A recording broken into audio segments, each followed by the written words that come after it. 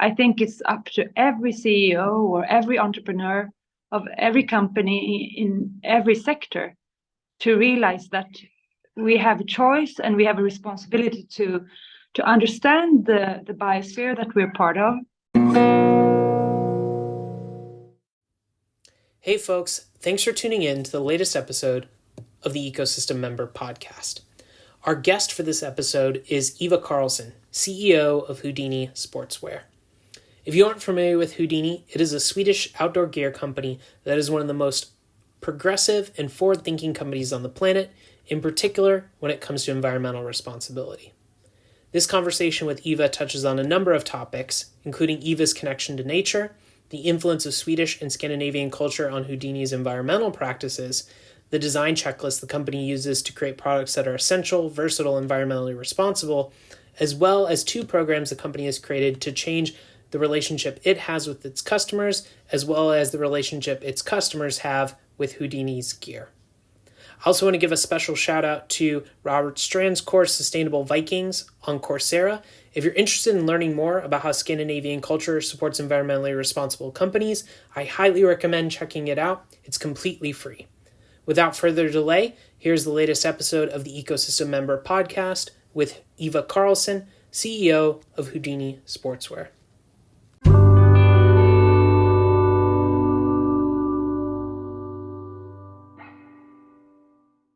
Today on the Ecosystem Member Podcast, we have the CEO of Houdini Sportswear, one of the most innovative outdoor gear companies in the world, Eva Karlsson. Thanks for joining us today, Eva.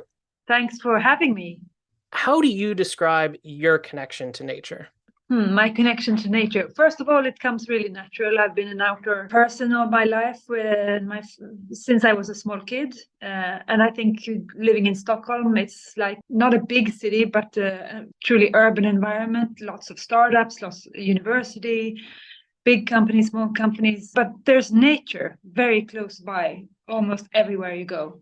Just looking at nature and learning from this amazingly complex, perfectly working system that has been around and innovating for almost 4 billion years. I mean, there's so much to learn from there in terms of how we design our products, how we create flows, positive flows of products and distribution of value.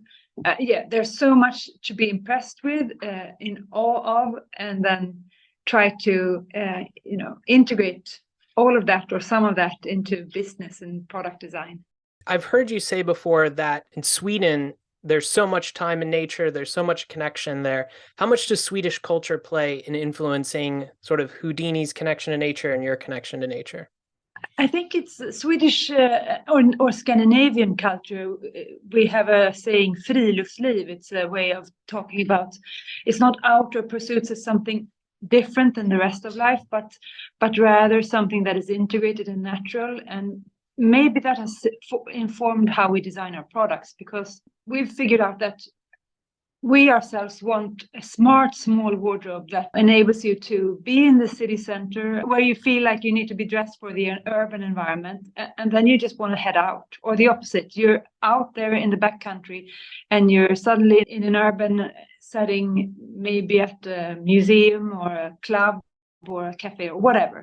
To make life simple and fun, we think that what about just designing products that work and fit in everywhere, like a chameleon, that just works and follows the environment. So not doing sports-specific gear for sure, but not also trying to design outdoor uniforms that are very clearly part of the outdoor culture, but also clearly not part of the other ways of life or what parts of life. So our products work everywhere, but they have to work, of course, and they're designed for the backcountry. And then their aesthetics make them perfectly functional also in other environments like the city. That's the idea, and I think that is for us kind of important in the way we live and breathe here in the Scandinavian countries. So you've got this balance between the city and the outdoors and being able to flex between the two. I think what I've noticed based on your LinkedIn activity that you're pretty scientifically aware when it comes to the climate science, but you're also very driven by your own personal connection with nature and sort of the heart of nature. How do you balance as the leader of a company that sort of logic and the heart, sort of the quantitative and the qualitative, like the feeling and emotion with the technical need to develop products that work in a way that use resources responsibly and don't damage the planet or the people who build them? I'm not saying that is easy, but I think it's up to every CEO or every entrepreneur of every company in every sector to realize that we have a choice and we have a responsibility to understand the biosphere that we're part of, and then understand our impact of that biosphere, and then start to innovate or redesign stuff so that we scale our positive impact if we have some. And I think that if you look closely, there is positive impact for many companies, but we also have to be super dedicated to mitigating all the negative impacts and realizing that there's at least one system, the natural system, where all of that is eliminated. Everything stays a resource. Nothing becomes waste. Value distribution is everywhere. It's not polarized to one or a few entities. It does work, and we have a responsibility to move in that direction. And we have to do it fast because we have destabilized the entire planet through being irresponsible in these aspects.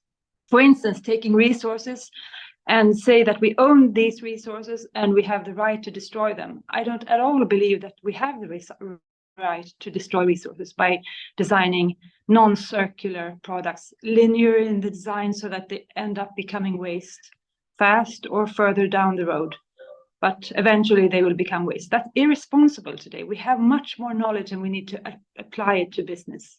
And I know circularity is a big part of what you do at Houdini. You've said the goal is to work 100% circularly, just as nature, our inspiration and role model. Yeah. How does that come to life in the design principles, in the building of the products, in the building of the company? How do you think about that circularity and reflecting that role model in nature? Well, there's been books written about this for I guess, about 2 decades, so that there's clear knowledge and direction or guidance so that you understand which fibers or technologies or materials can be mixed with others, or do they have to be mixed at all? Can we design a monomaterial product which makes it much more efficient and easy to recycle?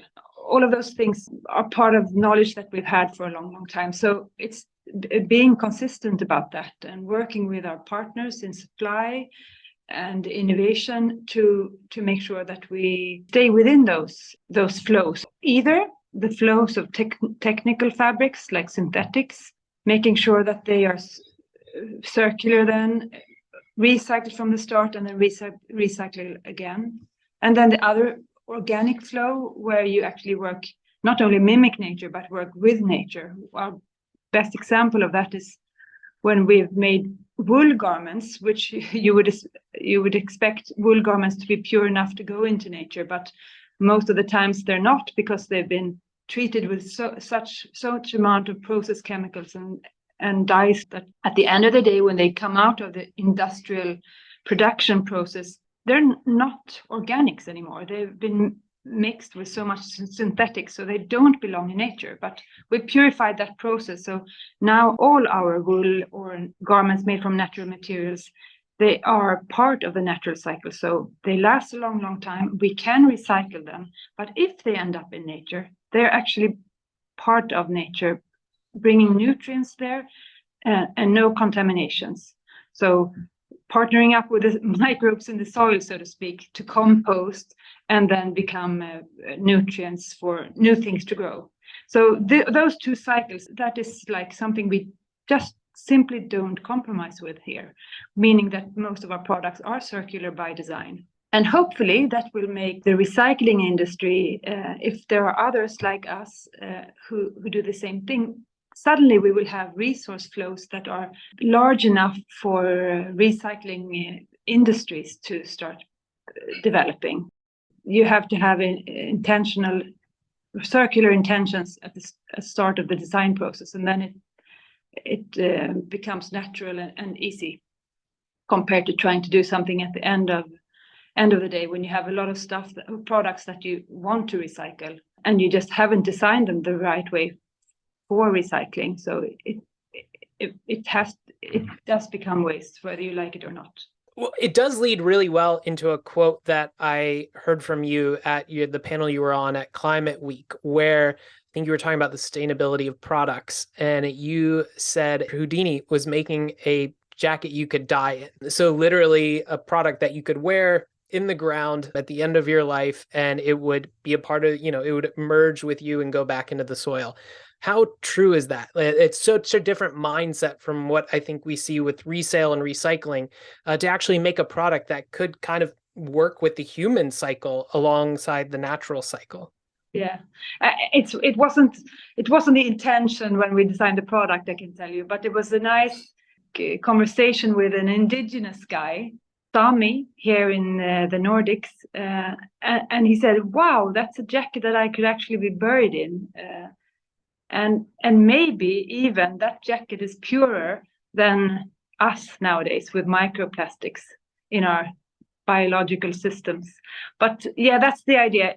Even though it's a super technical shell layer, pure enough so that it can go back into the soil.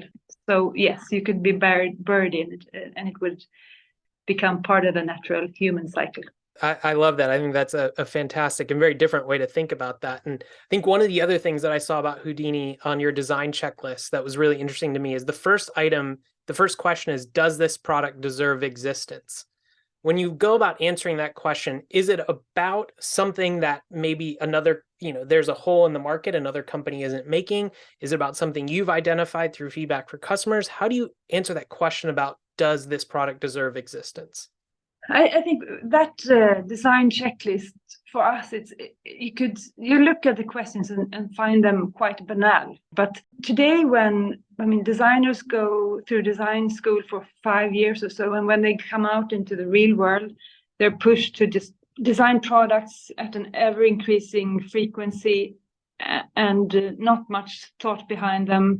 You need to reach a gap in the market with a certain margin. And it's like an engine just running. And being part of that world, I think it's really important for us to have simple tools. So and simple questions that we need to ask ourselves along the design process. Absolutely at the ideation process in the beginning, but also later on, because it's easy to, you have your product designs that become your babies, and you have to step back, zoom out, and question whether it's the right way to go or the wrong way to go. Will this age with beauty is another one. Would this be a product that would work in a circular business model system, like for rental and so forth? And it's good questions to ask ourselves, because we have the responsibility to not put unnecessary products on the market. And our way of looking at it, if we can do something circular that is at least as good as something linear, we should do it, because we need to prove that it's possible, and we need to have our peers in the market do the same. And we cannot continue doing what we have been doing for the last 3 decades or so. This design checklist is used all the time here at the office, and we've applied it to marketing and communications as well. It's adapted, of course, but it makes sense to have it in the form of questions as well. It becomes more of a creative process rather than regulations. And so we've talked a lot about how Houdini produces products and how it thinks about products. Looking at the other side of the equation, so the people who are actually buying your products, there's been 2 initiatives that Houdini's done. One's really new, one's a little bit about a year or so old, that I want to ask you about. So the first one is Live Large with Less, which is a challenge to get people to live with 10 garments or less. And from what I can tell, you're also trying to follow this as well. How do you think about Live Large with Less in the context of trying to help people buy your products, but also buy products generally in a way that is more responsible and honorable to the environment? We have been brought up to be consumers rather than anything else for a long time. As long as I've lived, I think much of the communication around me has been about me being a consumer, and it's sad in a way. And if you reflect on it, all those products that we buy, all that stuff that we buy and keep in our houses, in our lives, they don't make us that much happier. Maybe they're mostly a hassle at the end of the day. You have your garages full of stuff and you have your wardrobes full of stuff. Just zooming out again and reflecting on what makes life valuable. Living large doesn't have to do with stuff. It's about prioritizing the right things in life. And most people, I would say, would agree that it's not spending a weekend in a shopping mall. It's doing great stuff with your friends, experiencing nature or camaraderie, culture, whatever. So living large with less is an initiative for us to inspire our users and customers to do the same, what we have been doing, questioning whether we need all that stuff, questioning if you have an outdoor jacket of some sort, maybe you can ski in it as well. It's the marketing guys that have been developing us, or the business sector where growth is the only thing that matters, which has taken us here, and we can go the other direction. If we do it right, if we inspire and empower people to live large with less, it can go pretty fast to make that more attractive, rather than, maintaining this consumerist lifestyle as the most attractive and most aspirational.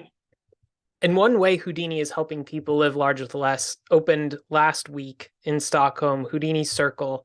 So this new retail environment that you have where people can choose essentially how they want to engage with your products. So they can sign up for a subscription, they can buy outright, they can buy secondhand. This is a pretty big reframe, I think, for the industry and for all sort of retail when it comes to clothing products. Where did the idea for Houdini Circle come from, and how have you been developing it, and how has the reception been in the first few days?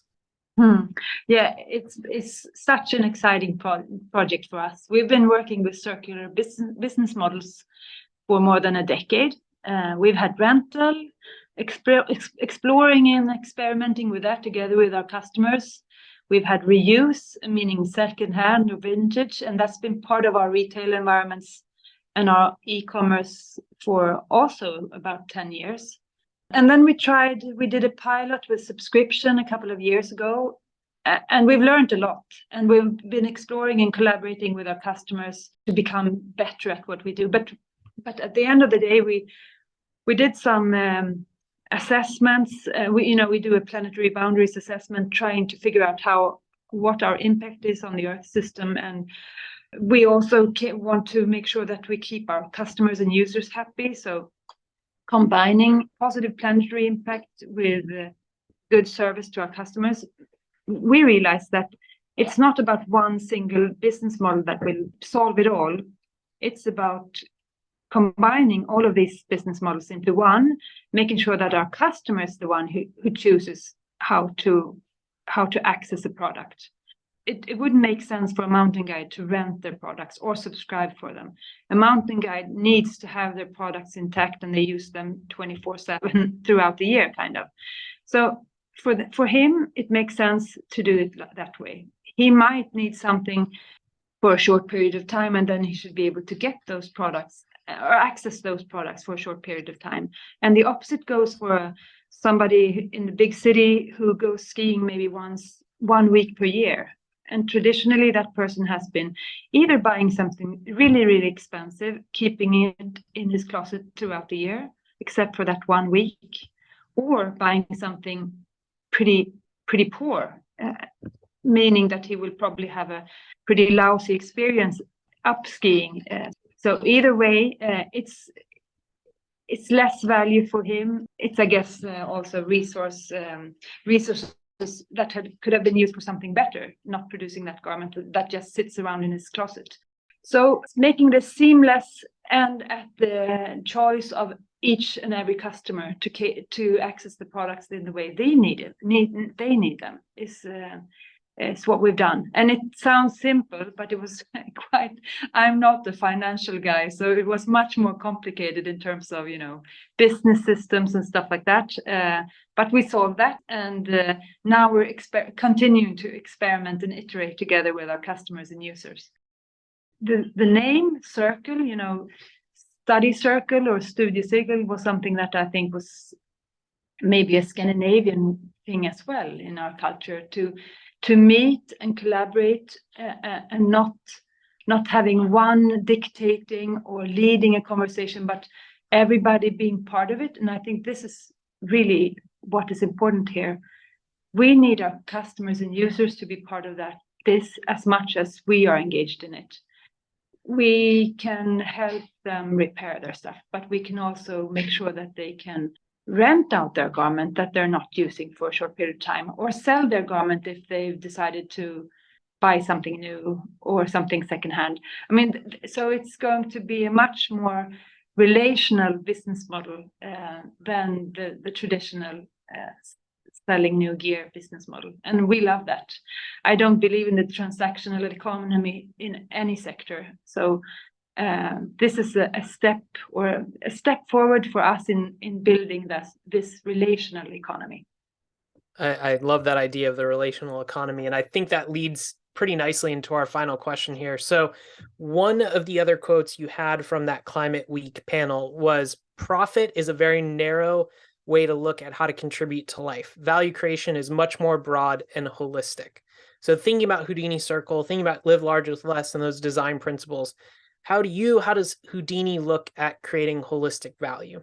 Yeah, isn't it funny that companies have been so limited, or there's such limitations in how we value our contribution to society and life?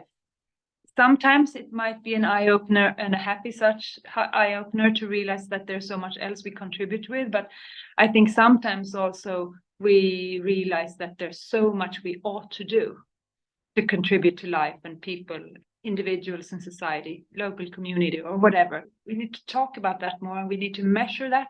I don't think measuring everything is that important, but we have to shine a light on all the other things that are important. And money is not everything. And the corporate sector has kind of evolved into money being everything. And it's really, really sad. And there's opportunity to change. So we're changing that, trying to at least. We're a small niche company, but that's part of the beauty. We can be fast at implementing stuff that we believe in. Fantastic. Well, thank you so much, Eva, for taking time to chat today. I really enjoyed our conversation. Thank you. Likewise.